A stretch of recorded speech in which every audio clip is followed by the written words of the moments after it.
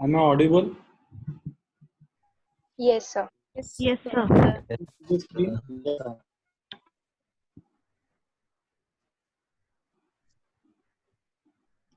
Can you see the screen clearly? Yes, Yes, sir. sir. Yes, sir. If at any point my voice is breaking up, you tell me immediately, okay? Yes, sir.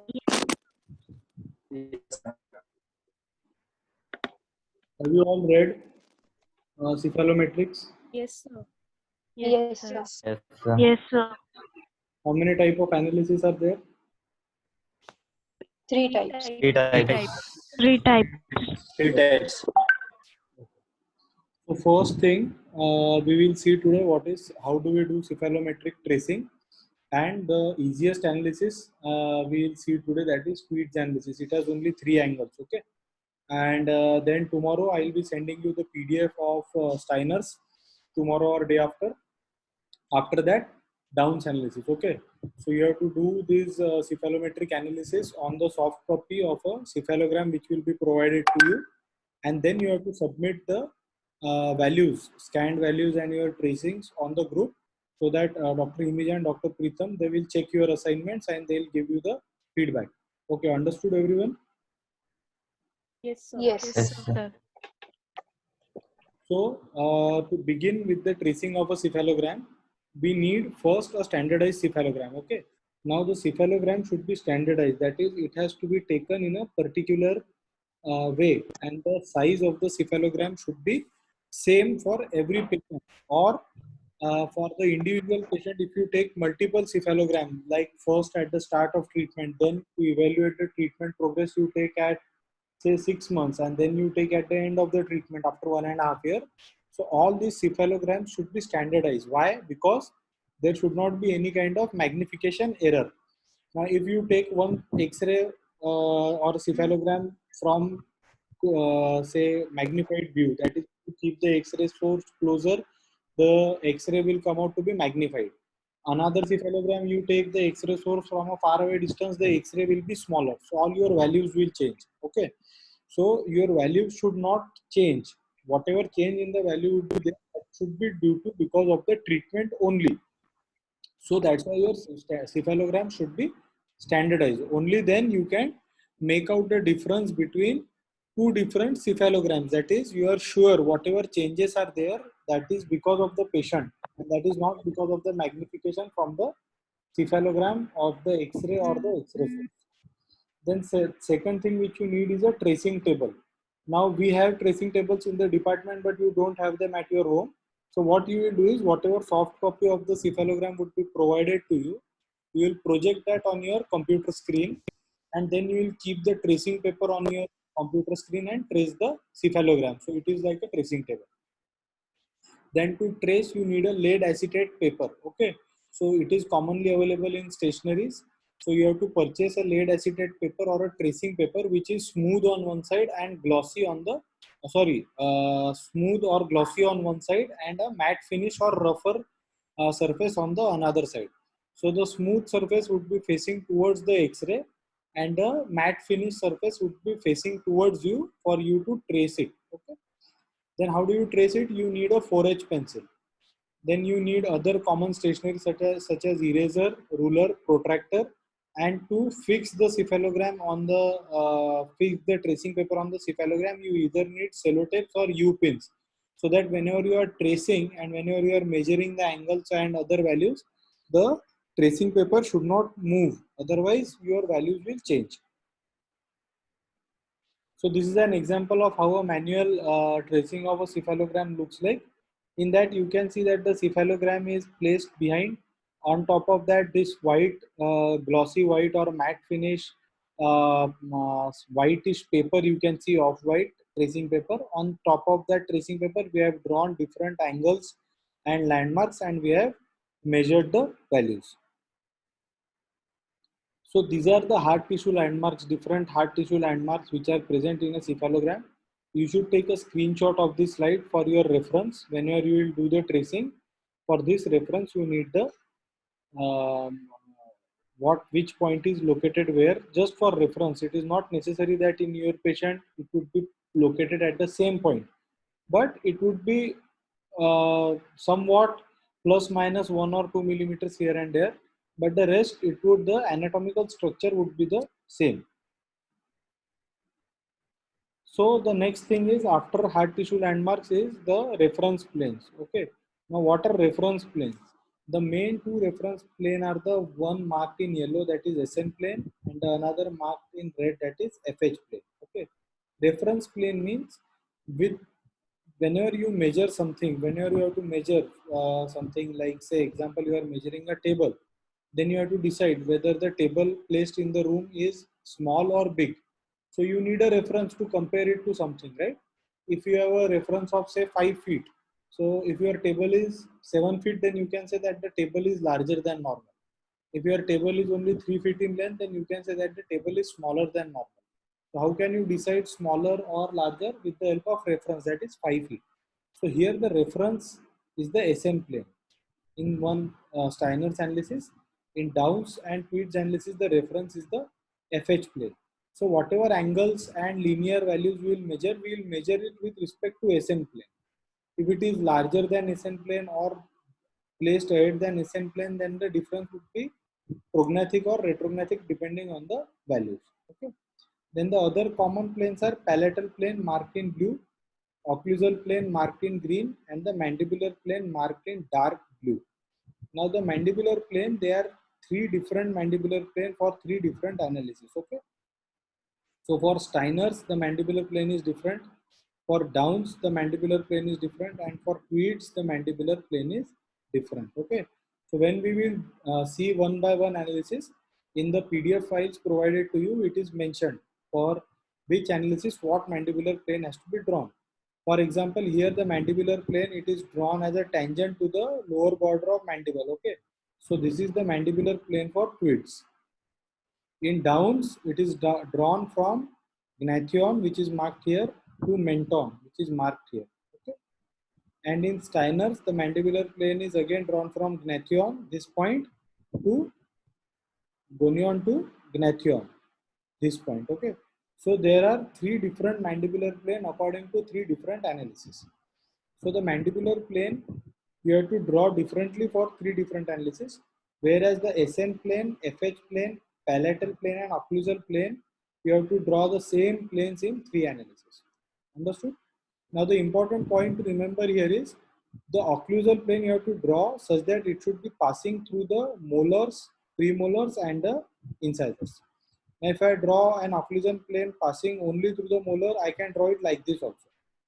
If I draw occlusal plane passing through the passing or bisecting the incisors, I can draw it like this. Okay, but this would be wrong.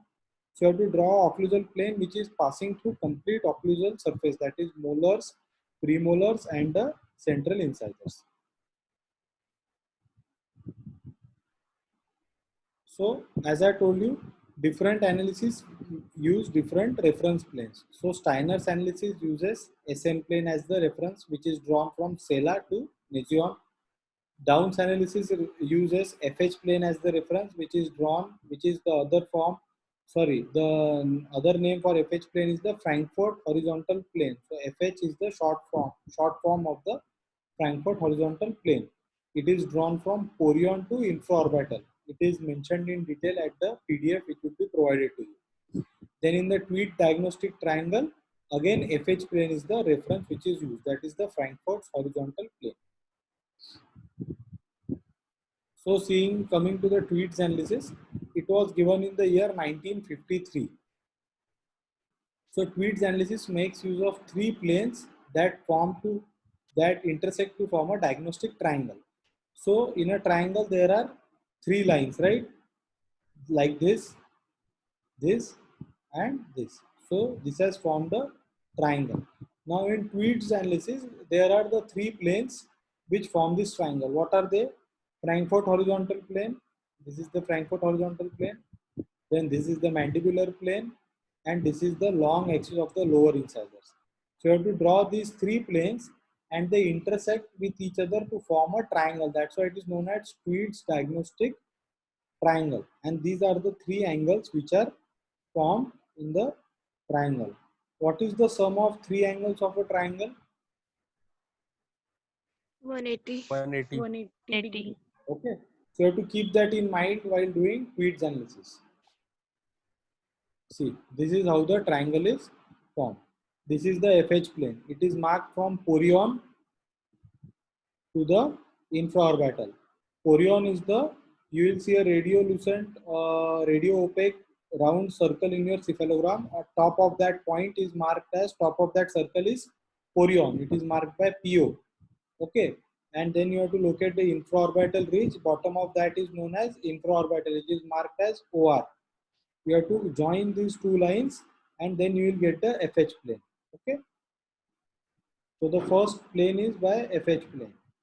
Then the second is mandibular plane. It is drawn as a tangent to the inferior border of the mandible, which I have told you already. And the third is long axis of the lower incisor. So you have to trace the anatomy of the lower incisor, and then you have to mark the incisal tip and the root tip, and you have to draw a line passing through it so that it represents the long axis of the lower incisor. So these are the three planes which you have to draw. Now these three planes, when they intersect with each other, they will form three angles. Now what are the angles? First one is FMPA. Now see, the FMPA is the short form of the long form, that is F stands for Frankfurt, M stands for mandibular, and PA stands for plane angle. So the angle formed between the Frankfurt horizontal plane and the mandibular plane is the FMPA. So see this angle, it is FMPA. Okay, next angle is IMPA. So I stands for incisor, M stands for mandibular plane angle. So the angle formed by the incisor long axis, this, and the mandibular plane angle is the IMPA. See here the IMPA is marked. And the third angle is FMIA. That is the angle formed by Frankfurt plane and the mandibular incisor. That is Frankfurt horizontal plane and the mandibular incisor. So when these two intersect, they form the FMIA as marked here. Okay, so these are the three planes and three angles which are formed. Now when you draw, once you trace the required landmarks and then you draw these three planes, and then what do? Then you measure the angles. So there will be two columns which you have to draw, or this is two columns in your table. So take a screenshot of this slide. Here there will be one column where normal values would be measured. That is, the normal value for FMPA will be 25 degree. Okay. Then there will be another column where you have to write the values which your patient have. यानी आपके tracing paper पे what you have drawn, you will measure that value and that you will write here. For example, in my patient the value would be 27 degree. Okay, so it is 2 degrees greater than what is normal. Then in IMPA, the normal value measured is 90 degrees as given by Tweeds. In your patient, say the normal value would be around 88 degrees. Okay, that is 2 degrees smaller than the value as measured by the Tweeds. Then comes the FMI. The normal value provided for the FMI is 65 degree. But in your patient, say the normal value provided for the FMI is 64 degrees. That is 1 degree less. Okay. So these are the values which are normal and these are the values which are measured.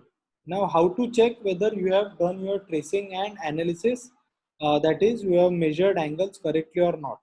Now do the sum of 25, 90 and 65, what it comes out to be? 180. 180. 180 degree, right? Because it is the triangle. Now do the sum of the measured values. How much does it come? 27 plus 88 plus 64. How much it coming out to be? 171. 179. 179. 171. 179. 179. So it means that I have measured some angle wrong. Okay. My total should always come out to be 180 because even if the values are smaller or greater, they still form a triangle. Okay. So some value would be greater, some value would be smaller, but still the total would be 180 degree.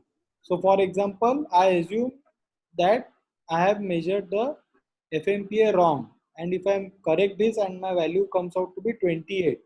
Now if I correct my value to 28, how much the total comes out to be? 180 degree. 180. So 180. this is how you have to check whether your analysis are correct or not. Understood? Yes. Yes, sir. Yes, sir. So this is the angle. Yes, sir. This is the angle FMPA, how we have to draw. So it is drawn between the porion. You can see this red circle, radio opaque circle. Top of that is porion. Bottom of the infraorbital ridge is orbital. So it is the FH plane, and this is your mandibular plane. Now you have to measure the angle drawn formed between these two lines. So there is one option that you will either trace or extend it down behind and measure the angle here. But the another easier option is you draw parallel line to the mandibular plane. Just keep your scale here, draw a parallel line until it intersects the mandibular FH plane, and you measure this angle. Okay. So you measure whenever your angles or lines are not meeting in your tracing paper, you have to draw parallel line and you have to measure the. So the angle between the two parallel lines will always be the same. Okay. Now your normal value is 25 degree. But if your patient the angle increases, what does it mean? That the patient has a vertical growth pattern. If the angle decreases, that is less than 25 degree, your patient has a horizontal growth pattern. In the PDF provided to you, you will be having 3 columns.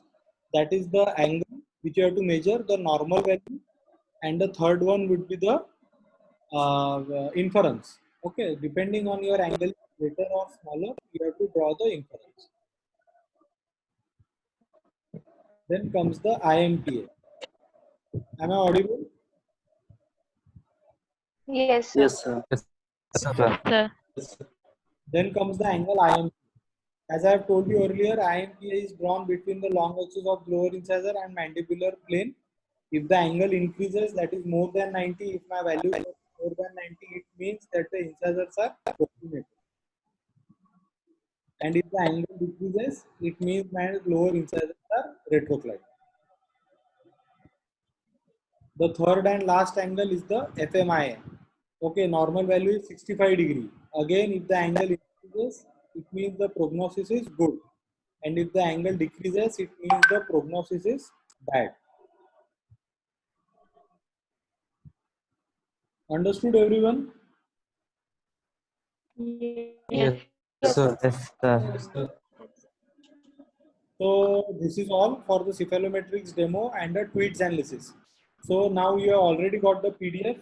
You have already got the video showing how to do the tracing, and the demonstration of cephalometric tracing is done. Now I'll be giving you one soft copy of a cephalogram which you have to trace. Understood? So that on that cephalogram you will first do one tracing paper. You will do tweets analysis. You will submit that by tomorrow or day after. Dr. Himija and Dr. Pritham will check your assignments and you have to take your feedback from them. After that, I'll be giving you a PDF of Downs analysis or Steiner's analysis. Then you have to do the Steiner's analysis on that same cephalogram, which soft copy is provided to you, and then Downs analysis.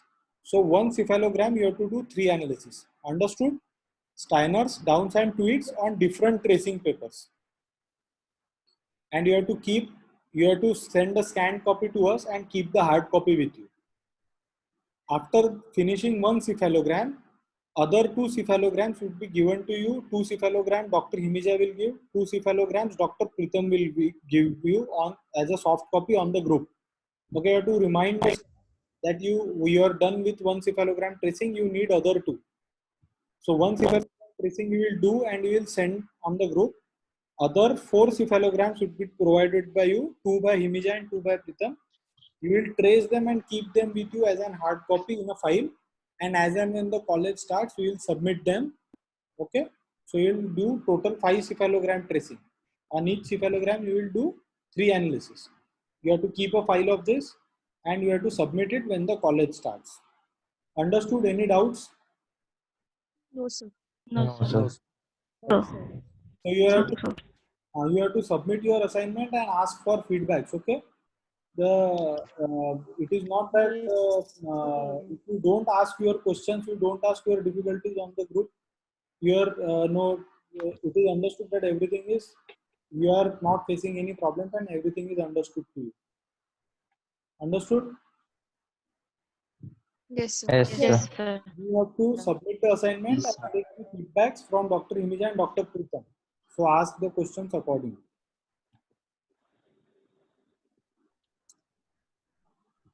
Yes, sir. Yes, sir.